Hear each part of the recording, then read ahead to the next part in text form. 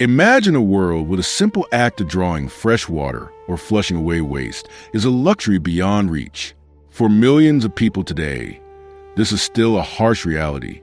Yet, if you were to travel back in time 4,500 years to a sun-drenched plain in what is now Pakistan, you would find something impossible.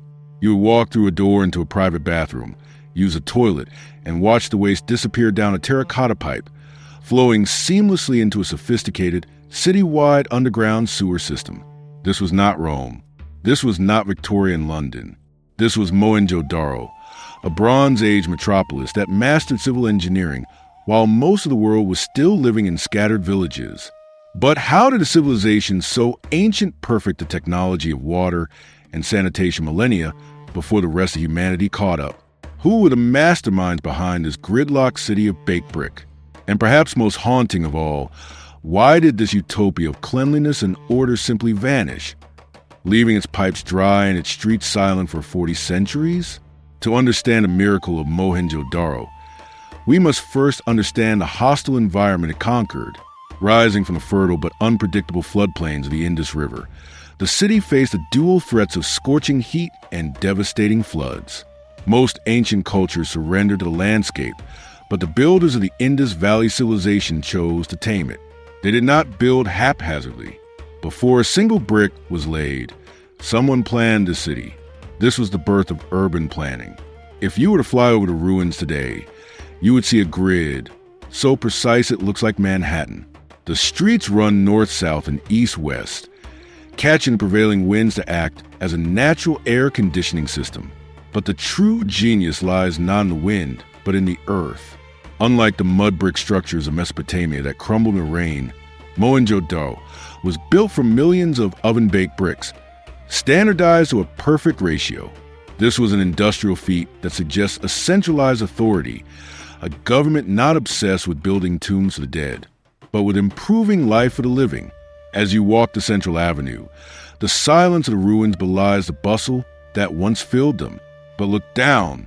Running alongside the street is not a muddy ditch, but a brick-lined channel covered with limestone slabs. This is the artery of the city. Every house, from the smallest workers' quarters to the largest compounds, was connected to this system. It is a level of civic equality that is startling for the ancient world. In other civilizations, hygiene was the privilege of kings.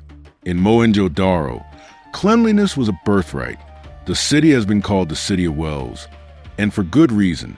With over 700 freshwater wells, water was more accessible here than in many developing cities today. To prevent the wells from collapsing under the pressure of surrounding soil, they used wedge-shaped bricks, a brilliant engineering innovation that created a self-supporting circle of strength. The obsession with water reached its peak in the Citadel, the raised upper district of the city. Here lies the structure that defines the Indus Valley civilization, the Great Bath. It is not a temple, nor a palace, nor a royal tomb. It is a public water tank, 40 feet long and 23 feet wide. It is the earliest public water tank in the ancient world. But the engineering hidden beneath the surface is what truly astounds archaeologists. To ensure the bath did not leak, the builders utilized a layer of natural bitumen or tar, sandwiched between the bricks. They created a waterproof basin that held water for centuries. This suggests that for people of Mohenjo-Daro, water was more than a utility, it was sacred. It was likely the center of social and ritual life, a place where the community gathered to purify themselves, binding society together not through fear of a king, but through a shared culture of cleanliness. However, bringing water in is only half the battle. The true test of the city is how it gets the water out. This is where Mohenjo-Daro leaves the ancient world behind. Inside the private homes, archaeologists found vertical chutes built into the walls, guiding waste from upper-story bathrooms down to street level. But it didn't just dump into the street. It flowed into cesspits and soak jars that acted as ancient septic tanks, allowing solid waste to settle while liquid waste flowed into the main drains. The city planners even installed manholes, removable brick covers at regular intervals, so that municipal workers could inspect and clean the drains to prevent clogging. This implies the existence of a municipal department, a workforce dedicated to the maintenance of the city. 4,000 years ago, there were sanitation workers keeping the city healthy, preventing the outbreaks of cholera and typhoid that would plague European cities thousands of years later. But what was it like to actually wake up in this city? If we strip away the grand engineering, we find a society deeply invested in the happiness and health of its people, even the children. Excavations have revealed something heartwarming: toys. While other ancient civilizations filled their tombs with weapons, the people of Mohenjo-Daro filled their homes with terracotta whistles shaped like birds, miniature carts with moving wheels, and dolls with detachable limbs. This speaks of a society where childhood was cherished, where there was leisure time and surplus resources to create joy for the young. It paints a picture of a peaceful domestic life, far removed from the constant warfare that plagued the rest of the ancient world. The sophistication extended to their dining tables as well. We know they were likely the first people to raise chickens for food, a culinary staple that eventually conquered the globe. Their diet was rich and varied, consisting of wheat, barley, lentils, peas, and sesame, often cooked with ginger and turmeric, the earliest roots of the curry culture that defines South Asian cuisine today. But perhaps the most shocking detail comes from their mouths. Analysis of teeth found at the site reveals that these people practiced protodentistry. We have found molars that were drilled with flint points to treat cavities, a procedure that would have been incredibly painful but shows a medical knowledge that rivals that of the Roman era thousands of years later. They cared about hygiene, they cared about diet, and they cared about pain. And in this gridlocked metropolis, women appear to hold a status of respect and perhaps even power. The ubiquitous female figurines, heavily adorned with jewelry and elaborate hairstyles, suggest a society that revered the female form. The meticulous production of beads, specifically carnelian and agate, was a massive industry. Archaeologists have found workshops with tiny drills so fine they are hard to see with the naked eye, used to bore holes in beads that would be worn by women not just in Mohenjo-Daro, but exported to the royal courts of Mesopotamia. Fashion was an industry here. They wove cotton and dyed it vibrant colors.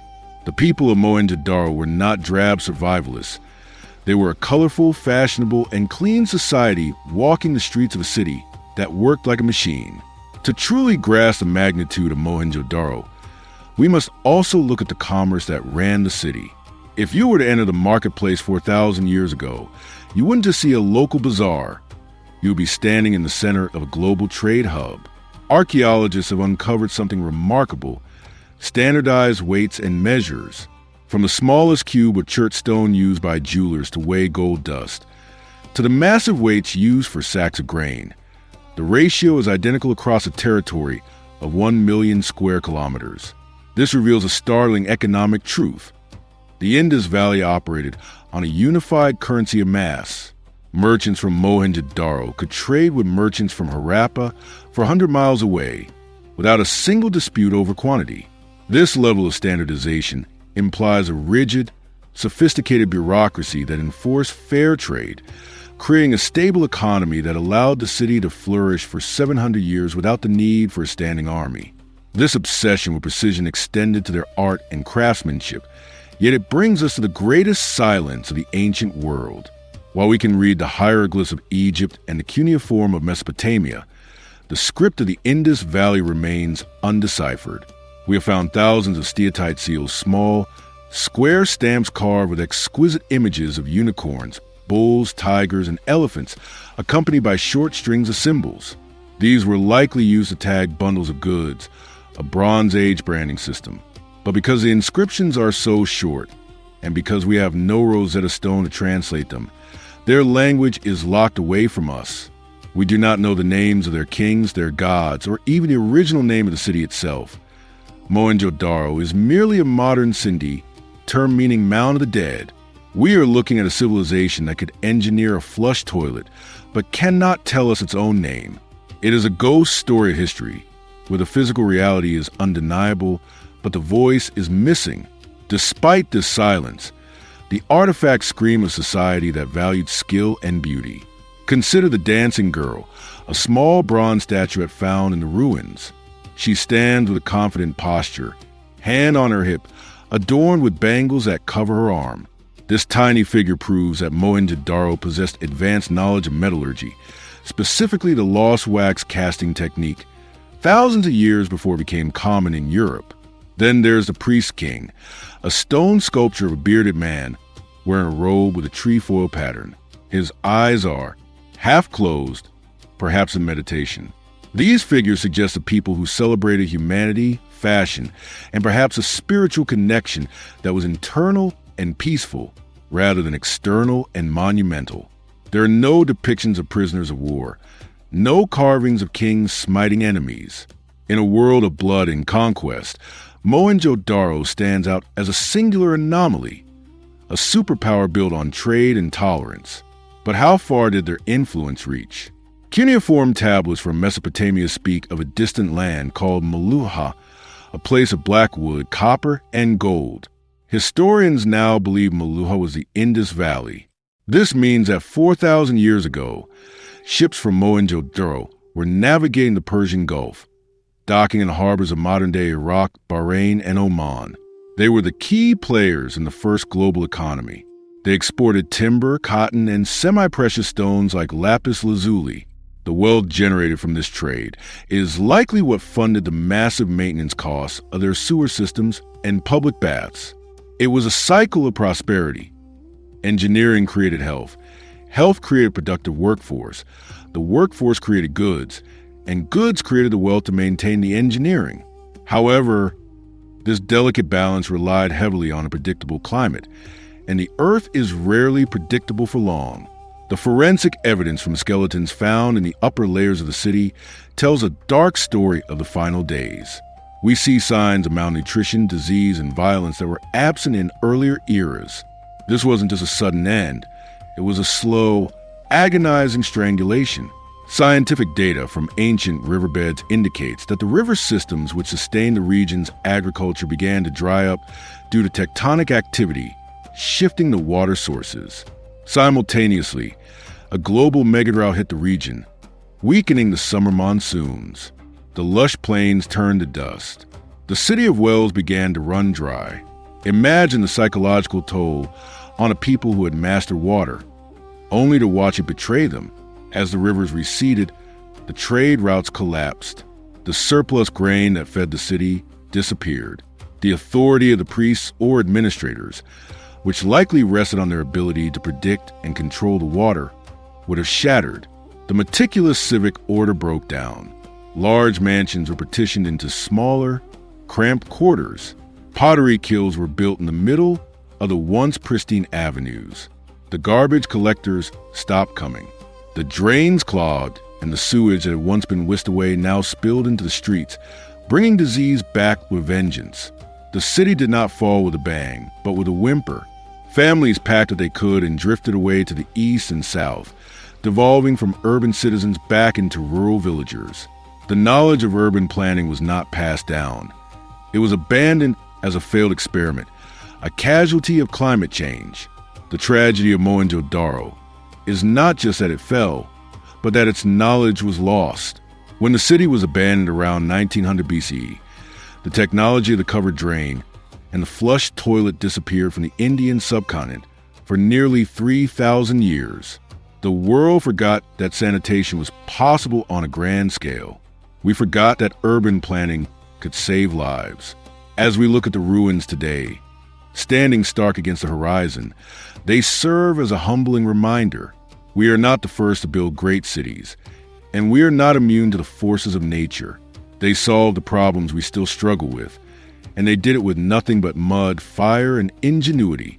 It forces us to ask, if a Bronze Age civilization could prioritize the health and dignity of every citizen through superior engineering, what is stopping us from doing the same today? The bricks of Mohenjo-Daro are silent, but the legacy of their innovation speaks louder than words. If you could travel back to the height of Mohenjo-Daro, what is the one thing you would want to witness with your own eyes? Would it be the engineering of the Great Bath, or the daily life of the people who built it? Let me know your thoughts in the comments below. And if you enjoyed this journey into the deep past, please like and subscribe for more documentaries on the lost chapters of human history.